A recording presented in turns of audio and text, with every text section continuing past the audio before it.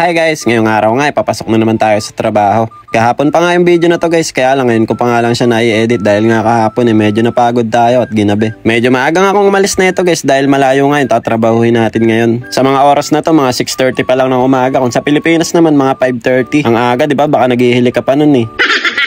Bago nga ako sumakay ng train, dumaan muna ako dito sa may McDo. Bumili kasi ako na itong burger muffin. Medyo nagugutom kasi ako nung umaga na yan, kaya kahit isang burger lang kumain na ako. So ayun na nga guys, nandito na ako sa may Yokohama Station yan. Hindi na ako nakapag-video kanina nung sumakay ako ng train. Ang biyahe natin ngayon, kulang-kulang 2 oras na naman. Pero simula dito sa may Yokohama guys, siguro mga 1 oras na lang. Dito nga pala ulit yung trabaho namin ngayon guys, sa may bandang Misakiguchi ulit sa may probinsya. Kapag kababa ko nga ng train na ito, sinundo na nga ako ng kapatid ni boss mula dito sa may station. Ngayong araw kasi guys, hindi ako sa mismong construction site magtatrabaho. Doon nga lang ako magtatrabaho ngayon guys sa may barracks nila boss or yung mga tambakan ng mga gamit. Bale ito, at nakarating na nga kami guys. Nakita ko pa nga yung jet ski ni boss dito, napaka-pogi eh. Oh, sarap sakyan eh, no? Sayang lang kasi mukhang hindi na siya masyadong nagagamit. At ito na nga guys, yung mga kailangan natin trabahuhin ngayon. Pag-ihiwa-hiwalay natin itong mga lata at saka yung mga plastic. Pero ang pinaka-main nga na ginawa ko dito guys, ito mga ginagamit namin sa pang-waterproof na hindi na kailangan. Pinaghalo-halo ko na yan guys para tumigas tapos itatapon na rin nila boss. Tapos yung mga lata naman na walang laman yan guys ay pinagtutupi ko na rin kasi mukhang ipapatapon na to ni boss. Papahakot niya ata sa truck dahil medyo marami nang nakatambak. So yun guys, alas 10 na. Break time na muna tayo. Diyan pala ako gumagawa yun. Tambakan ng mga hindi na kailangan. Napakaganda dito guys. Ang ganda ng tanawin. Lakad muna tayo. Maghahanap muna pala ako guys ng mabibila ng inumin. Nakalimutan ko kasi bumili sa konbini kanina. Ay, uhaw na ako guys. Sobrang init. Kaya maghahanap muna tayo ng bilihan ng inumin. Medyo malayo ata dito yung vending machine. Kasi ano eh, dagat na dagat guys. Ayun. Malalayo yung pagitan. Malayo din yung konbini. Ayun guys, natatanaw ko na ang Pag-asa. Yun. Bili na tayo ng mga 2 bote dun. Para hanggang tanghali na. Meron akong lalagyan ng tubig, kaya lang hindi ko nadala ngayon. Nakakalimutan o tinamad. Bili tayo ng Pocari. Tsaka isang abnormal water.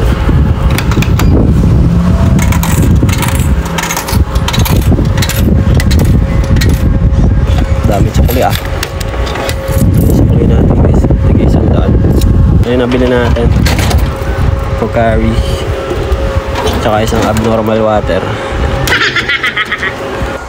Inom muna tayo bago lumarga. Ako yung na talaga eh.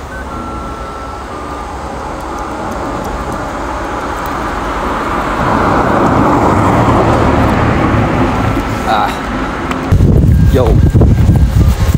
So ngayong araw pala guys, kasama ko sana si Sacho, kaya lang meron atang pinuntahan, may biglaan lakad. Kaya ang kasama ko ngayon yung kapatid niya. Yung kapatid naman ni boss, meron lang inasikaso sa may kabilang gemba namin. May kailangan tapusin. Mamaya susunod siya dito. Kaya ngayong umaga mag-isa lang ako. Pero mamaya 2 na kami. Ganda ng view, no? Dagat na dagat. Tapos na tayo mag-break time, back to work na naman tayo. At mamaya ko na kayo kakausapin. Tatrabaho muna tayo ng maayos at baka mapatalsik ako ni boss. Yan pa yung mga sikasuhin natin. Yung mga nakakalat na yan. Yan. Sige na, mamaya na lang guys.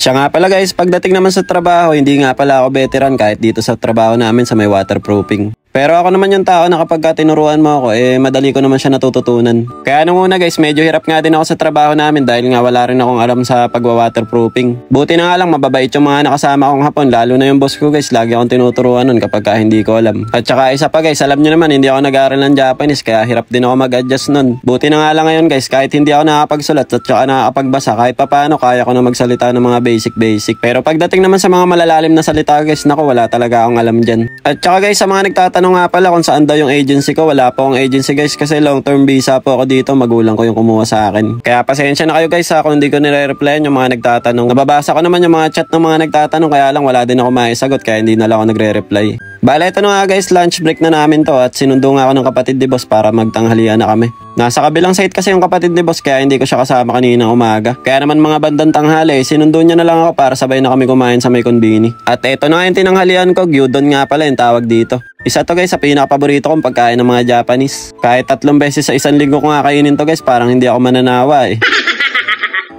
So ayun guys, katapos lang namin kumain, pahinga lang konti tapos trabaho na ulit ha. Update lang guys sa mga ginawa ko kanina yan. Medyo malinis na nga yung gitna at pinagsama-sama na lang natin yung mga ibang bakal-bakal. Kaya naisako ko na nga yung ibang basura dito. Tapos yung mga lata ng mga hindi na kailangan yung laman, ayan. Sama-sama na rin. So yun lang yung update natin guys. Mamaya update ko na lang kayo pag break time namin or pauwi na ako. Bale, ito na nga guys, alas 5 na ng hapon at uwian na namin. Binigyan nga pala ako ng nanay ni boss guys ng maraming bawang, ang dami o tapos ang lalaki. Sabi pa nga ng nanay ni boss, kumain daw ako ng marami nito, pampahaba daw to ng buhay at saka pampalakas. Hinatid na nga rin pala ako ng kapatid ni boss guys sa may station para hindi na daw ako magbus. Medyo malayo nga rin kasi yung train station mula dito sa may pinagtrabahuhan namin. Dito na tayo sa station, pauwi na ako. Update ko na lang kayo kapag nasa bahay na ako para hindi humaba yung video natin. Baka sumobra haba eh. So mamaya na lang. At ako'y babiyahe muna guys. Alas 6 na oh. Ayun oh, sasakyan ko guys. 6:02. Makakarating ako ng Yokohama alas 7. Makakauwi ako sa bahay mga 7:30. Pagkababa ko pala ng train malapit sa bahay namin, dumaan muna ako dito sa may KFC. Nag-crave nga daw kasi si Mami Cherry na itong KFC kaya ito na lang daw yung ulamin namin. 4-piece chicken na nga lang din yung in-order ko guys kasi kasya na sa amin yun, 4 na piraso. Self-service na nga din mag-order dito pero may English naman dyan guys kaya madali lang. Pagkabili ko nga sa KFC, dumaan ako dito sa may Mr. Donut, naisipan kong bilan ng donut yung mga bata. Hindi ko na nga binili yung Minions guys kasi yung nakaraan binili kong Minions, pinaglaruan lang nila, hindi naman kinain. Pagdating ko nga dito sa bahay, binuksan ni Ate Saura yung pinto tapos biglang tumakbo, nagtago eh. Tapos bigla naman lumapit, sabi niya nga namimiss niya raw ako guys. Kala mo naman talaga isang araw ako nawala para 8 oras lang eh. Si Boss Seichi naman mukhang kakagising nga lang, gulo-gulo pa yung buhok eh. Si Bochog at si Mami Cherry naman guys, nandito lang sa may kwarto, nagtitiktok ata eh. Bochog! Yeah, yung sipon. Nako si Seichi guys, kapag kumain ng donut yan, lahat ng ibabaw lang yung kinakain. Kunwari chocolate, nako yung chocolate lang yung kakainin niya. Si Bochog nyo guys, pasimple kumakain na rin ng donut oh. Pero huwag kayong mag-alala guys, maliit lang naman yung gakurot lang.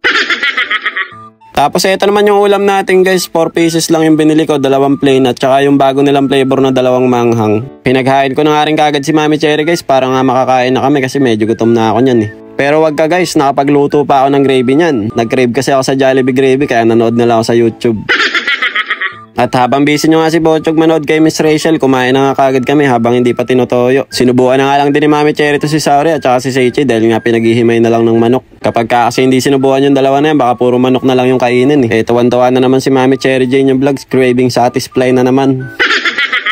So paano guys, hanggang dito na lang muna. Kita-kits na lang ulit tayo next video. Jane, mata ne. Arigatou gozaimasu. Ngek ngek ngek. Bye bye.